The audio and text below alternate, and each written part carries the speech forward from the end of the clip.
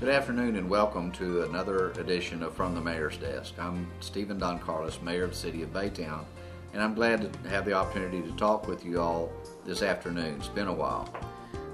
First thing I want to point out to you is that we've got a very important election for the City of Baytown coming up that many of you haven't heard anything about. This election will be on November 8th, and it'll be for the renewal of the City of Baytown street maintenance sales tax. This tax has been in existence since I believe 2004, and it's already been renewed one time, but it's up for renewal again. Let me tell you about this. It's a 1/4 cent sales tax, and it can be used only for repairing streets. So far, we have repaired over 50 miles of streets in Baytown using this tax. It is the best bang for your buck that you will ever get. We have repaired so far over 20% of the streets in Baytown using this sales tax. We have done a lot of the resurfacing with asphalt. We do mill and overlay. We're repairing cracks. We're trying to keep your streets safe and attractive. And it's extremely important that even if you are not interested in all the constitutional amendments and everything that are up in November, that you take just a minute, go vote, and look for the item concerning the City of Baytown street maintenance sales tax renewal.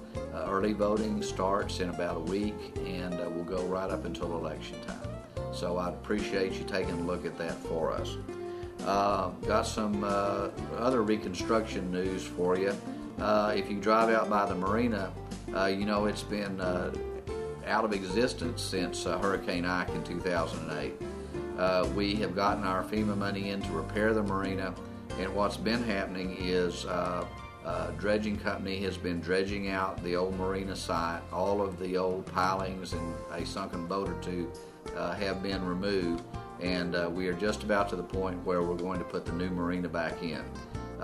Over the next several months, you'll be seeing a lot of activity around the marina area at Bayland Park, and they will be putting in the new pilings and then the new docks. So we should be open for business in the spring, and we look forward to having that valuable asset for our city back in operation. It's good to finally be back to normal out there. I've gotten a lot of questions about two different things, and I'll approach both of them with you.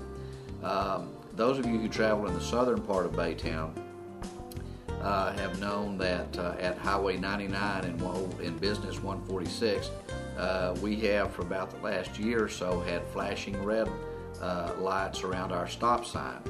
That has greatly improved the safety of that intersection, and it's been really helpful in helping motorists see that intersection coming up, because you can see those flashing red lights a long way away.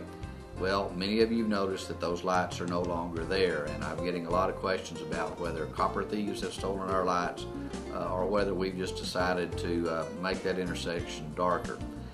The answer is the state of Texas has led a contract for the installation of stoplights at that intersection.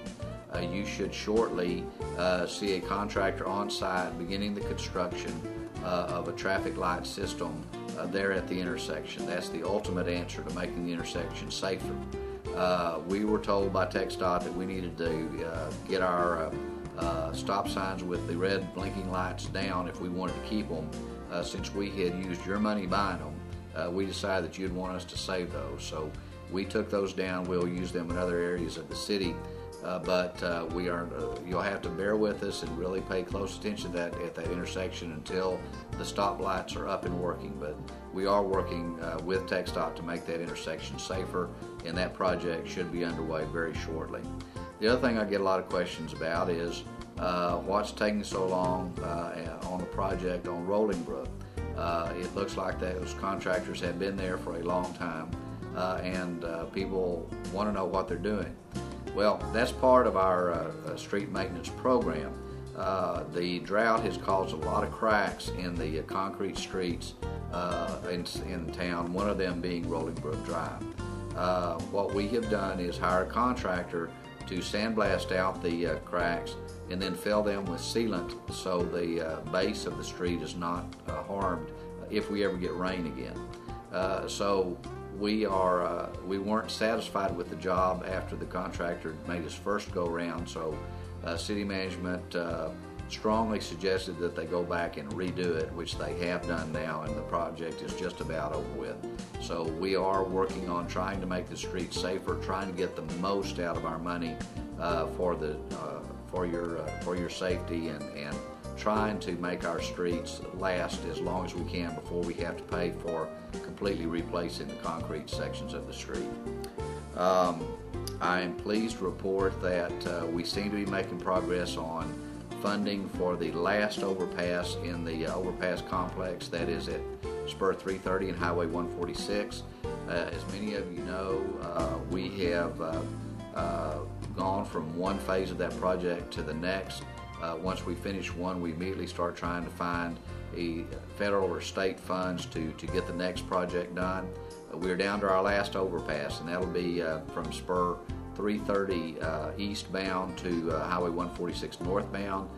Both ends of that overpass are already in place, and all we need to do is find somewhere around $10 to $12 million to put the actual overpass in. I'm pleased to report that we've been notified by the Harris-Galveston Area Council that they have put us on the list to receive funds that will help us to get that project done. We are hopeful that we'll get the funds for that project in the next 10 to 12 months, and hopefully we'll have some really good news to report to you before too long, that we will finally be able to finish that complex. Sure going to make that drive a lot easier coming into town.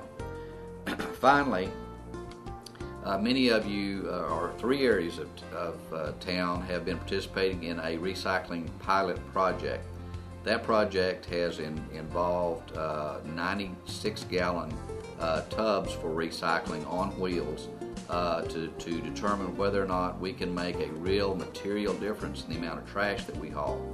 I'm pleased to report the pilot program in those 3 areas has gone very well, and we're getting ready to move on to phase 2 of that program in those 3 areas.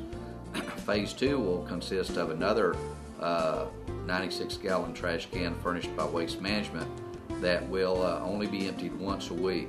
So those areas will go to a once-a-week trash pickup in 2012.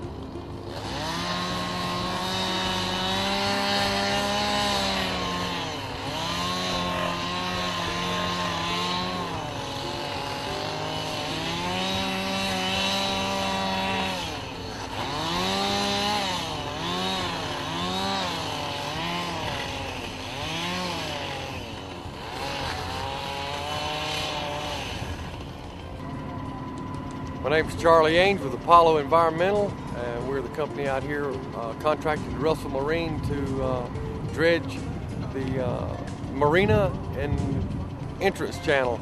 We've removed about 100,000 cubic yards and pumped it into Alexander Island. We've just completed the job and wrapping it up, getting ready for tow to go to the next project. But it's been a very good job, and we appreciate being here in Baytown.